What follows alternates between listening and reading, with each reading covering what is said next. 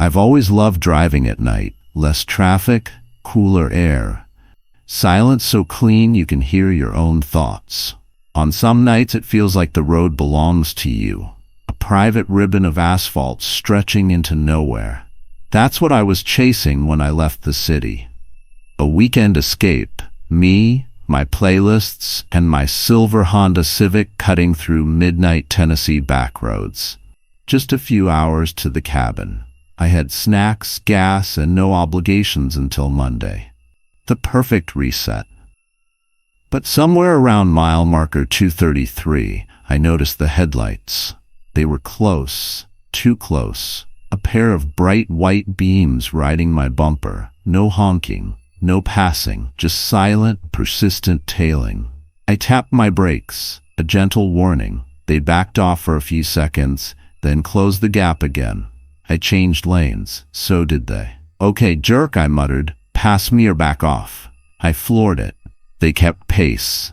I took the next exit, a dark 2-lane offshoot with no lights, just trees and silence. The headlights followed. I turned right, so did they. A trickle of sweat rolled down my back. I flipped the rearview mirror down. My heart stuttered. Same car, same model, same silver Honda Civic, same dent in the left bumper. My mouth went dry. I slowed to a crawl, hoping they'd pass. They didn't. I pulled over. So did they, 20 feet back. No one got out. I watched, waited. The driver's face was hidden by glare and shadows. Then my Bluetooth dinged. A new device had connected. Natalie's iPhone, too.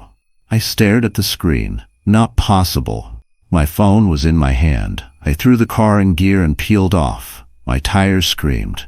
The woods blurred. I took sharp turns without thinking, my hands trembling, gut churning. The Civic kept up, always behind, never overtaking. My dash lit up. Incoming call, Natalie Serrano. I fumbled and hit decline. Then my voice came through the speakers. "Why are you running from me?" I screamed, swerved, almost hit a deer. My brakes locked.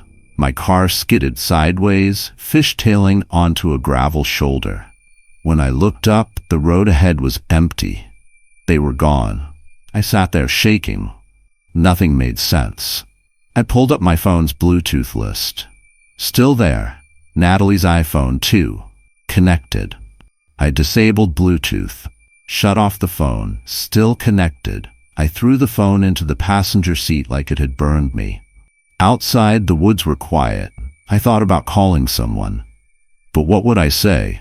Hey, a copy of my car and a clone of my digital identity is chasing me through the back roads of Tennessee? Yeah, right. I started driving again. Slowly. I just needed to get to the cabin, lock the doors, sleep it off. Just stress. Just paranoia. But my seat felt wrong. Like it had been adjusted. I always sit close, short legs, but now I was too far back. My mirrors were tilted. My preset stations were gone, replaced with static. Except one. FM 101.7. My voice came through. A voicemail I never recorded. "I just want to understand why you're so scared of yourself." I hit the cabin driveway at 2:13 a.m. Fog hung thick between the trees like gauze. The porch light was off. My key stuck in the lock. When I finally got inside, everything smelled faintly like burnt sugar and motor oil. I slammed the door, turned all the lights on. Paced, tried to breathe. I washed my face. Looked up. My reflection blinked, twice, then smiled. But I wasn't smiling. It raised a hand, pressed it against the mirror. My fingers stayed limp at my side. I ran to my phone. Battery dead. I checked the fridge. It was stocked with food I hadn't bought. Everything labeled Natalie. A framed photo on the wall I didn't hang. Me and another me. Standing next to my car. Smiling. She looked happier, healthier, more alive. I grabbed my keys. 2 silver Civics sat side by side. Same tags, same dent. Same fuzzy dice hanging from the mirror. I opened the door to the one on the left. Inside, warm, familiar, Smelled like my perfume. The stereo turned on. "Welcome back, Natalie." I backed away. The car started by itself. Headlights on. It turned slowly, silently, and drove away. With someone in the driver's seat. Someone who looked exactly like me. The second car wouldn't start. Battery dead. I was stuck. The fog thickened. I stood alone in the driveway, cold creeping into my bones. Somewhere far down the mountain road, I saw a glow. Headlights. Coming back. I don't drive at night anymore. Sometimes I see my car on the highway. Same tag, same mirror dice. Inside, a woman who looks like me, better than me. And when our eyes meet through the window, she always smiles first. If you enjoyed this story, be sure to like, share, and subscribe. The drive home from my sister's wedding should have taken 3 hours. Instead, I pulled into the I-77 rest stop just past midnight, too tired to risk nodding off at the wheel. My suit jacket was wrinkled, my back was sweaty, and the cheap cologne I'd over-applied 8 hours earlier had turned sour. All I wanted was to stretch my legs, pee, and grab something with caffeine. The lot was empty, except for one other car. A red pickup with mud-caked tires and no plates. Didn't think much of it. Just another night stop on the road. Inside, the fluorescent lights hummed like a mosquito stuck in my ear. The vending machines glowed softly against beige tile and dusty windows. It smelled like old coffee and plastic. I walked past the row of snack machines and stopped at the one labeled cold drinks. I pulled a crumpled dollar from my pocket, slid it in. The machine clunked and whirred. A can of Coke dropped. So did a photo. It was glossy, small, 3x5. It showed a wrecked car, my car, Civic, gray, same bumper sticker, same dent on the rear fender. Flipped over in a ditch, steam curling from the hood. Inside the windshield, a body, head down, bleeding. My stomach dropped. On the back of the photo in bold black ink, 2:47 a.m. I checked my watch, 1:22 a.m. I laughed nervously. Someone's got jokes. I looked around, still alone. I picked up the photo again. The handwriting looked familiar. Not someone else's, mine. I tossed it in the trash, walked to the next vending machine. Snacks. I pressed B4. Peanut M&Ms. Clunk. Candy dropped. Another photo fluttered out. Me again, slumped over the wheel, blood dripping from my nose. This one from a different angle, like a dashcam still. On the back, "You should have kept driving." I stepped back. The lights flickered. The hallway to the restroom stretched longer than before. At least, it looked longer.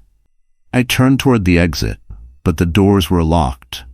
The red pickup was gone. The lot was empty. Fog pressed against the windows like cotton soaked in milk. I slammed my fist against the glass. No sound, just a dull thud. The vending machines hummed louder, then one turned off, then another, until only one remained. Photo Center, $1. It hadn't been there before. I stepped closer. It had a single green button, a card reader.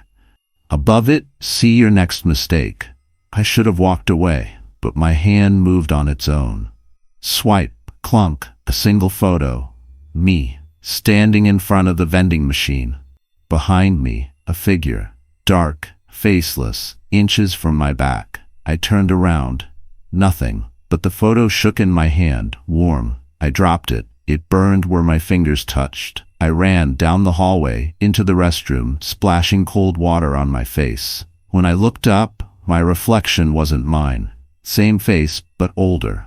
Eyes sunken, mouth stitched shut. He mouthed something behind the seams. "Turn around." I stumbled out. The vending machines were now stacked 3 high, covering every wall, and every single one was printing. Photos. Hundreds of them. Me. In different clothes, different deaths, burned, drowned, shot, hung. One showed me screaming with insects pouring from my mouth. Another, my parents crying over a casket. Another, my boss deleting my name from payroll. I fell to my knees. The lights overhead turned red. A mechanical voice boomed, "Thank you for choosing Destiny Mart. Your fate is confirmed." The room began to shrink. Tile turned to black glass. The ceiling descended. My phone vibrated. A new photo, one I hadn't seen printed. It showed me curled in the corner of a room made of mirrors. Every version of me screaming from every surface. When I woke up, I was in my car. Engine idling. Clock, 2:46 a.m. I looked around. Rest stop gone. Nothing but highway. I pulled onto the road, breathing heavy. 1 minute later, a deer jumped out. I slammed the brakes, swerved, tires screamed, everything went black. I don't remember the crash, but I remember the paramedic's voice. "You're lucky. Should have died on impact." My eyes fluttered open, and taped to my chest inside the neck brace was a photo. Me, lying in a hospital bed. On the back, "See you next time." The worst part about long drives is the silence. You don't notice it at first. Not when the sun's out, not when you've got podcasts queued up and gas station snacks within reach. But once the sky goes dark, once you're the only set of headlights for miles, silence finds its way inside you. That's why I always leave the radio on. Anything to avoid my own thoughts. Especially tonight. The anniversary. I was halfway through the Blue Ridge Highway when my playlist glitched. Static, then a burst of garbled speech, then nothing. I tapped the screen, no signal. I switched to FM, scanned stations, dead air, static, Christian rock, more static, until it stopped. "You're listening to 103.3 FM Ghost." The voice was warm, familiar, like a late-night DJ from the 80s. Vinyl static behind every word. I chuckled. What kind of retro nonsense is this? The host continued, "Tonight's episode, What You Left Behind." I didn't change the channel. Something about the title caught me. He started telling a story about a boy and his brother, a frozen lake, a choice. My chest tightened. Because it wasn't just a story, it was my story. Word for word. I gripped the wheel tighter. The tires hummed on the pavement. My pulse beat in my neck. The voice continued, "He was 9, you were 11. He begged you not to cross, but you said it'd be fine. And then you heard the crack." I slammed the radio off. Silence. A heavy, pressing silence. I pulled over. Got out. Cold air slapped my face. The forest around the road was still. Black. I sat on the hood and lit a cigarette with shaking fingers. 10 minutes later, I got back in. The radio turned itself on. "Don't worry, Aaron, we're just getting started." I slammed the brakes. Skidded sideways. Heart pounding. "Who the hell are you?" I shouted. The voice ignored me. "Coming up next, an exclusive interview with a special guest, someone who's been dying to speak with you." I shut the radio again. It kept playing. I pulled the fuse. Still playing. The static shifted. Then a new voice crackled in. Young, shy. "Hey, Aaron, it's me." I couldn't breathe. "Eli, I never blamed you. I just wanted to come home." The road blurred. I couldn't see. My eyes burned. I pulled over again. This time, the trees whispered. Leaves rustled in a wind that wasn't there. The engine died. The headlights flickered. A shadow moved across the road. Small, child-shaped. I locked the doors. Turned the key. Nothing. The radio played softly, and now a track from the year everything changed.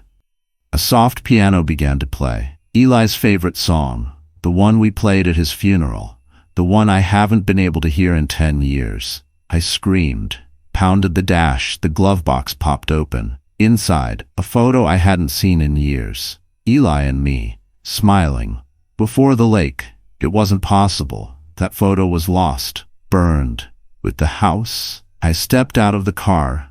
The night air was colder now, freezing. My breath curled like smoke.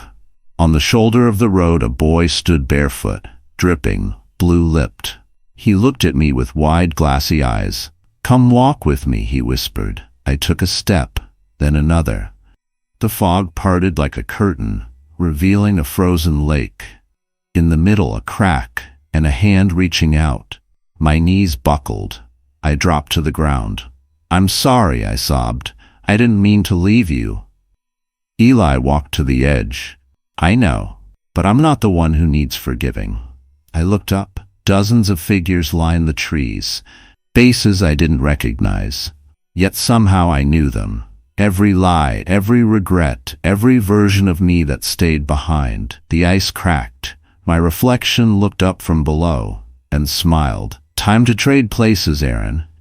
I woke in the driver's seat. Radio off, no sound, just the trees. And in the rearview mirror, Eli's smile.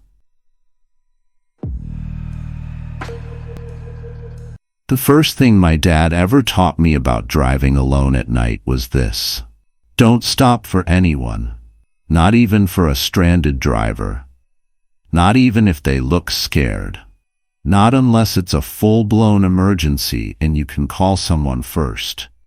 "People aren't always what they seem," he said, "and guilt can get you killed."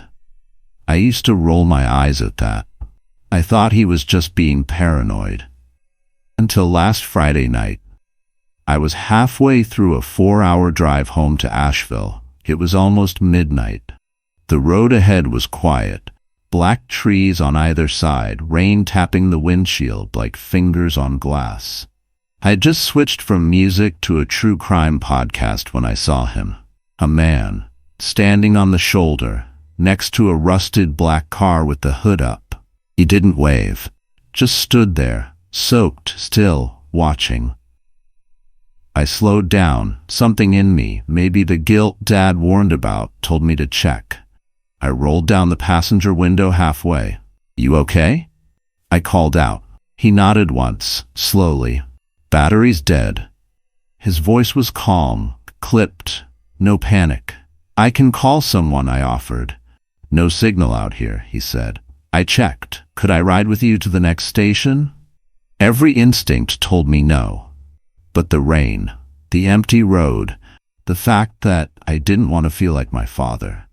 "Okay," I said, "but just to the gas station." He got in. His clothes were soaked. He smelled like wet leather and something faintly metallic, like rust. "I'm Lila," I said. He smiled faintly. "Jonas." We drove in silence for a few minutes. Then he said, "You're not like him." "Who?" "Your father." My grip on the wheel tightened. "Do you know my father?" I asked, trying to sound calm. He looked out the window. "I know of him." The rain got harder. My wipers struggled to keep up. "What do you mean?" I asked. "Just that your dad made a lot of choices," he said. "Left a lot behind." I stared at him. He didn't look at me, just kept his eyes on the dark trees rushing by.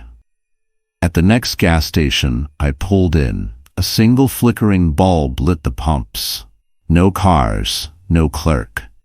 "Here we are," I said, putting the car in park. He didn't move. Then he turned to me. "You should ask him about 1987, he said. "What?" He opened the door. Rain poured in. He stepped out. Then he was gone. Just gone.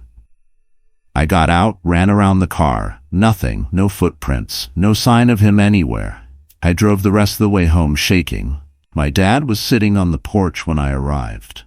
"Late night?" he asked. "Yeah," I said. "Picked up a guy with a dead battery, said his name was Jonas." He froze. His face went white. He stood up. He stood up. "Say that again?" "Jonas. He said to ask you about 1987. He sat down, hard, didn't speak for a long time. Finally he said, "I knew this day would come." He stared out at the road like it had turned into something else. "Your uncle, my younger brother, was named Jonas," he said. "He died in 1987. I sat beside him." "How?" "Car broke down on a rainy night," he whispered. I was supposed to go get him, but I was drinking. Didn't want to be the hero that night. He looked at me. I left him there. He was hit, killed instantly. The rain started again, a soft, steady tapping. I didn't sleep that night, but I checked my dash cam the next morning. Playback showed me pulling over, talking, passenger door opening, then nothing. The seat beside me stayed empty the whole ride. I didn't tell my dad, but a week later he went missing. His car was found on the same road, still running, driver's door open, a man on the shoulder, watching, waiting, and in the passenger seat, my father's raincoat, still damp.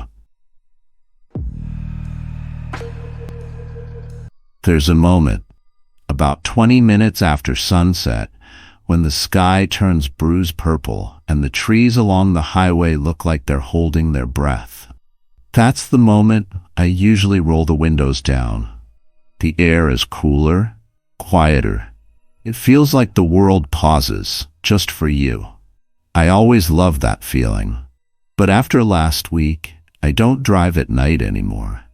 Not after what happened off Route 59. I was heading home from a tech conference. Just me, my rental car, and an overconfident AI driving assistant named Olive. Estimated arrival 10:14 p.m., she chirped. It was 9:48 p.m. when the first detour sign showed up. Road closed. Follow detour. Olive, I said. Is this real? Calculating reroute, she said. Local access roads available. Turn right in 0.2 miles. I turned. The 2-lane road was empty. Trees closed in like curtains. My cell bars dropped from 4 to 1. After 20 minutes, I realized something was wrong. Every curve, every tree, familiar. I'd passed the same gas station twice. Same broken sign, same flickering streetlight. Rockies, open late. But Rockies was never open. Olive chirped. Turn left in 300 feet. There was no road, just forest. Olive? I asked. Silence. The screen dimmed, no signal. I slowed down. Fog began to rise, heavy, low, rolling like dry ice. I pulled over to check my phone. No bars, not even emergency service. The silence pressed in. Even the bugs were quiet. I checked Olive's screen again. It showed a live view of the road ahead. But something was wrong. The timestamp was from 5 minutes ago, and there was a shape in the road that I didn't see in front of me. A person, standing, watching. I blinked. The feed updated. The person was closer. Still not visible outside the windshield. I threw the car in drive and floored it. My tires screamed. The fog closed behind me. After what felt like hours, I saw a sign. Welcome to Danbury, 2 miles. Finally, I sighed in relief until I passed the same sign again. Danbury, 2 miles. I checked Olive. The map was blank, just gray grid lines and a blinking dot. The dot spun in circles. Then the voice came back. Grace, you've already been here. I slammed the brakes. My hands trembled. Who said that? The voice replied, softer. Do you remember turning left? I hadn't. I never turned left. But the road behind me was gone, just trees. I scrolled through my recent trip history. There were none. No log, no route, no proof I'd ever left the conference center. Except the clock read 3:12 a.m. I'd been driving for 6 hours, not 2. My heart raced. I replayed the dash cam. Footage showed me, looping, same tree, same sign, same blink. But something else. Each loop, I looked more tired, more pale, my eyes wrong. I stopped the car, left it running, got out and stood on the shoulder. Silence. Then, footsteps. Crunching leaves. From behind, I turned. Nothing. Back to the car, still running, but the door was open, and the driver's seat was empty. I lunged back in, slammed the door, put the car in reverse, but the gear shift wouldn't move. On screen, would you like to start over? My reflection stared at me from the dark screen, but it didn't blink when I did, didn't move when I did. It smiled. I did not. I tried to open the door. locked, all windows blacked out. The voice again, "You should have trusted me." When I woke up, I was parked in front of my house. Just after sunrise, I stumbled inside, tried to call someone, anyone. My phone had no contacts, no photos, no apps except one, Olive. It opened on its own, showed a live feed of me, sleeping in my car, still there, still looping. If you enjoyed this story, be sure to like, share, and subscribe.